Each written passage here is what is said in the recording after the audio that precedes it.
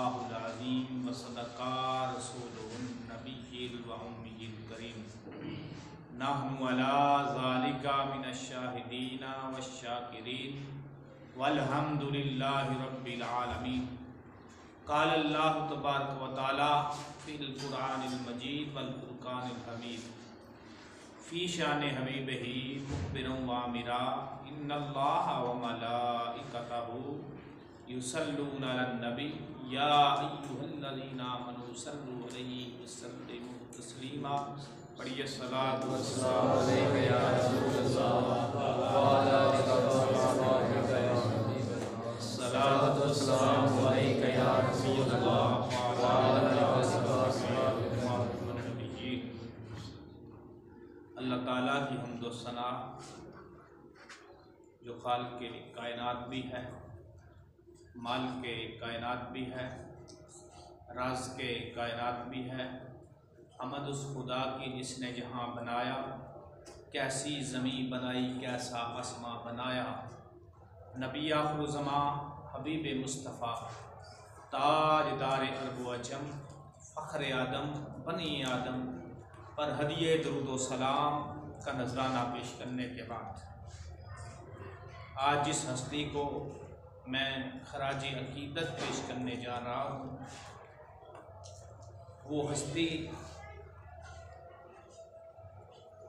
अल्लाह के महबूब की यार है। वो आम हस्ती नहीं है। जब मेरे हजूर ने नबूवत का ऐलान किया, इस धरती पे, इस कायनात पे इस्लाम की बहारें आई, तो मर्दों में से सबसे पहले इस हस्ती ने इस्लाम को कबूल किया और मुस्तफ़ा पे ईमान लेके आए। वो हस्ती का नाम सदीक़ अकबर है।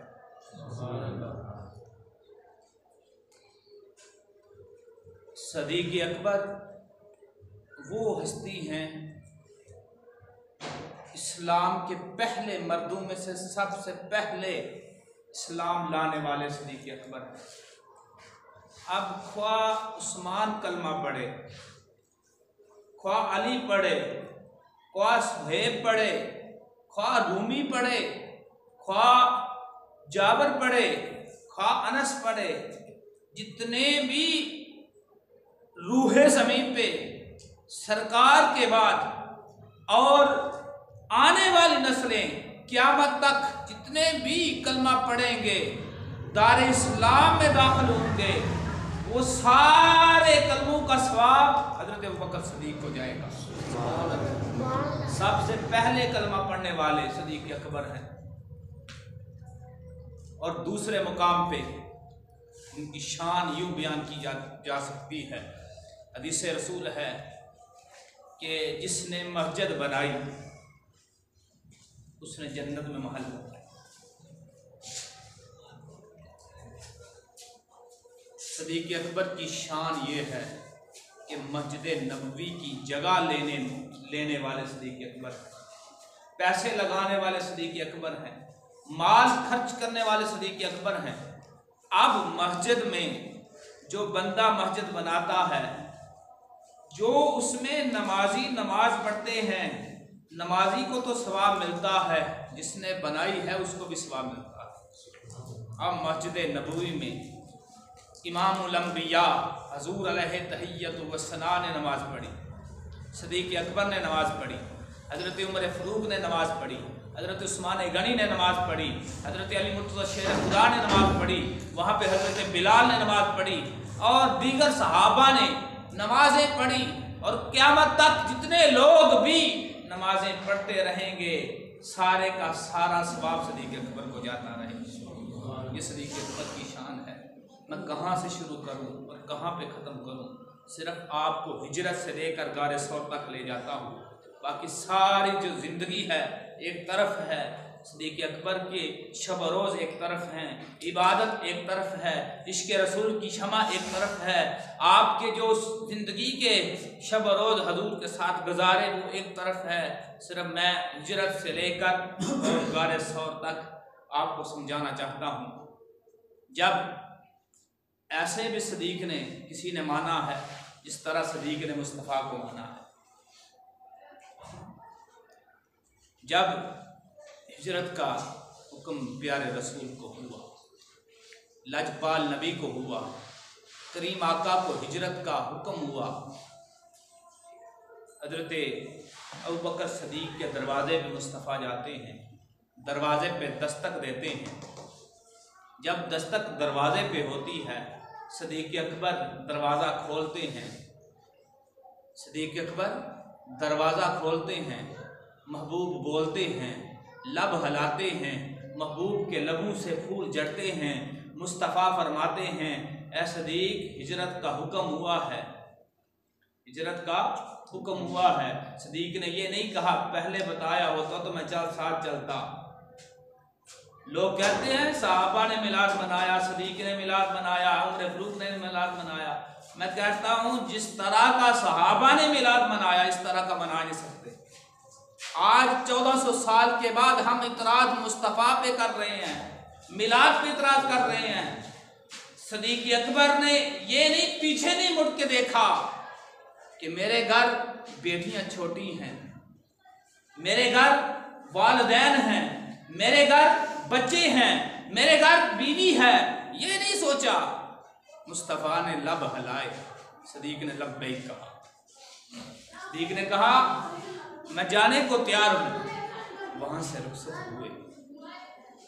ये हम किसी के दरवाजे पे फौरी तौर पे जा कहेंगे ना कि भाईजान लाहौर जाना, फौरी तौर पर तैयार कोई नहीं होगा। ये कहेगा कि पहले बताया होता, सदीक को पहले भी नहीं बताया गया, बल्कि सरकार ने रात के पिछले पहर दरवाजे पे दस्तक दी। सदीक ने दरवाज़ा खोला, मुस्तफ़ा ने फरमाया हिजरत करनी है सदीक। सदीक अकबर वो हैं जो हिजरत ये तैयार हो गए।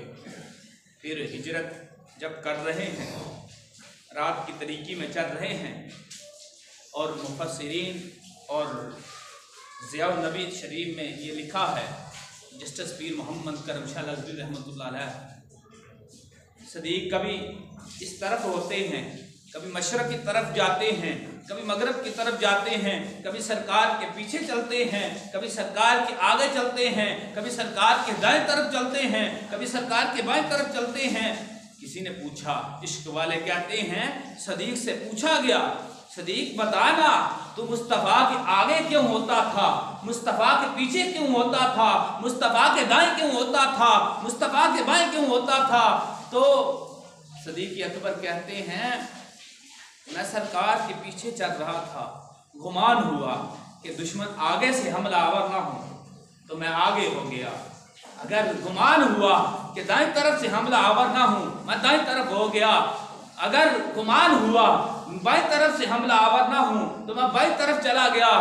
जिस तरफ मुझे गुमान होता कि दुश्मन इस तरफ हमला ना कर दें, मैं उस तरफ भाग जाता। ये मेरे इश्क का इम्तिहान था कि सदीक कहीं मुस्तफ़ा को चोट ना आए, कहीं मुस्तफ़ा को चोट ना आए। चलते गए, जब गारे सौर पे पहुंचे,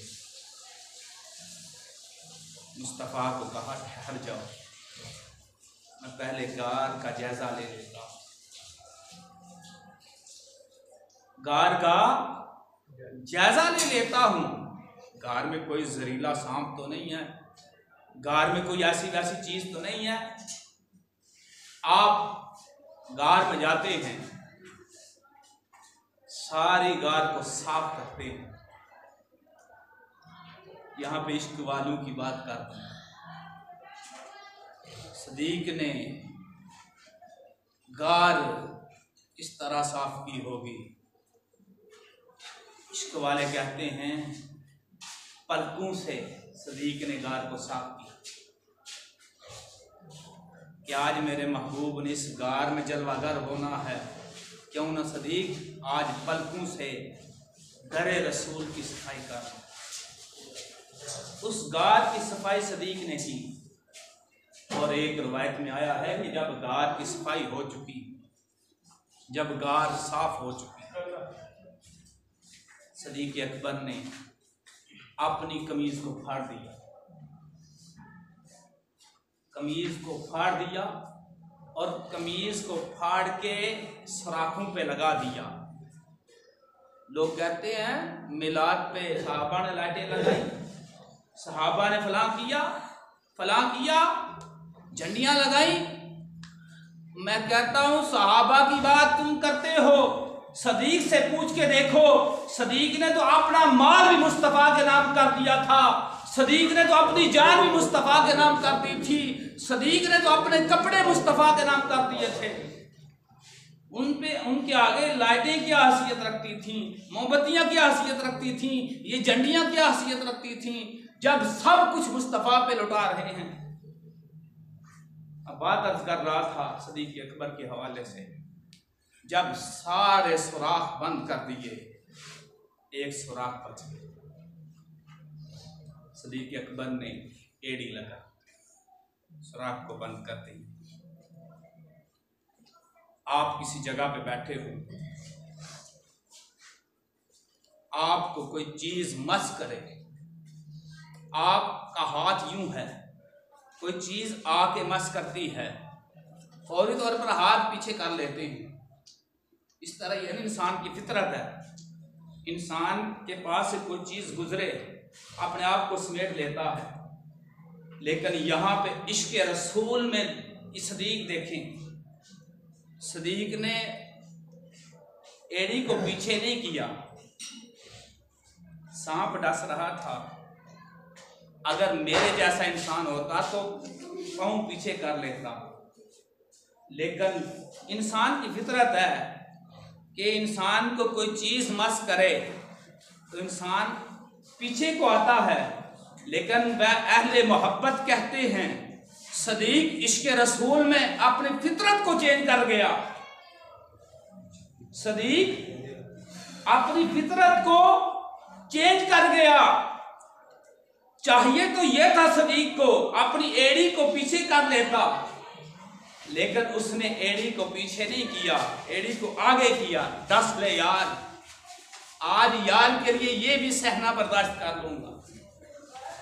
सदीक अकबर के पांव पे सांप ने डस लिया।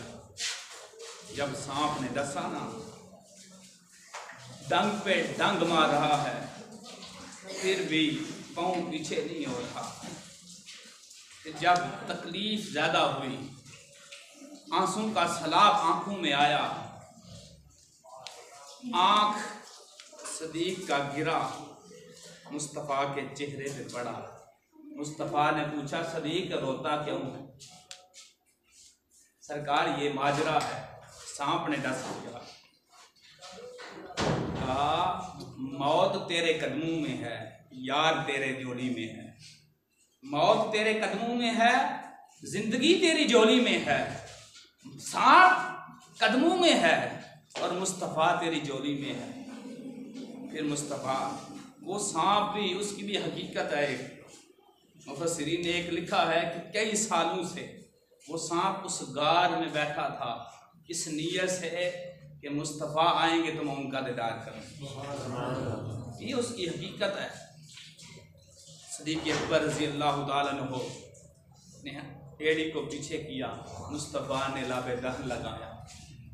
सदीक कहते हैं लाबे दहन लगाने की देर थी कि ये मैं नहीं महसूस कर सका कि लाबे दहन बाद में लगा या तकलीफ पहले चले गई।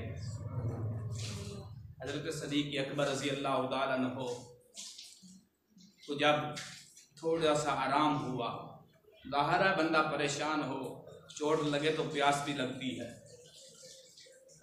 बंदा घबराहट में हो तो इंसान को प्यास भी लगती है। सदीक अकबर रज़ी अल्लाह तआला अन्हु को उसी आलम में प्यास लगी। सदीक अकबर को उसी आलम में प्यास लगी। गार की बात कर रहा हूँ, गार सौर की बात कर रहा हूँ। उसी आलम में प्यास लगी। हजूर ये तो आराम आ गया है, अब प्यास तंग कर रही है। सरकार दो जहां सल्लल्लाहु अलैहि वसल्लम ने फरमाया गार के वस्त में चला जा, गार के दरमियान में चला जा, वहां से पानी मिल जाएगा।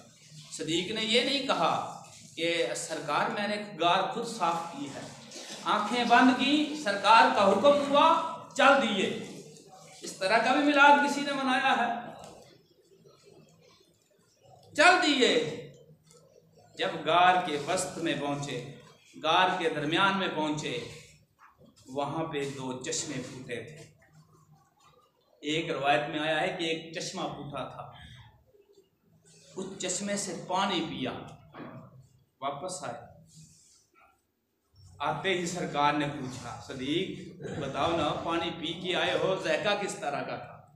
ये सवाल पूछने वाला नहीं था, लेकिन सरकार बताना चाहते थे सदीक अकबर की अजमत कितनी है। सरकार ने पूछा, सदीक ये तो बता, पानी का ज़ायका कैसा था?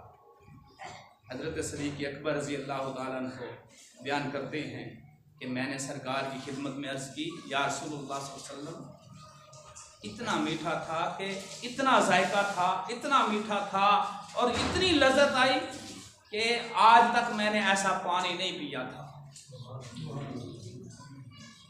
तो इमामुल अंबिया ने यहाँ पे ये फरमाया कि सदीक, जब तूने कहा था ना कि मुझे प्यास लगी है, रब ताला ने मुझे जिब्राईल अलैहिस्सलाम के ज़रिए पैगाम भेजा था कि जाओ सदीक को कहो दरमियान में चला जाए, वहाँ से पानी पी जाए, ये इसका तल्लुक हौज़े कौसर के साथ जोड़। ये सदीक अकबर की शान, ये सदीक अकबर का मुकाम था। अल्लाह ताला से दुआ है कि अल्लाह ताला सदीक अकबर रज़ी अल्लाह तआला अन्हु के दराजात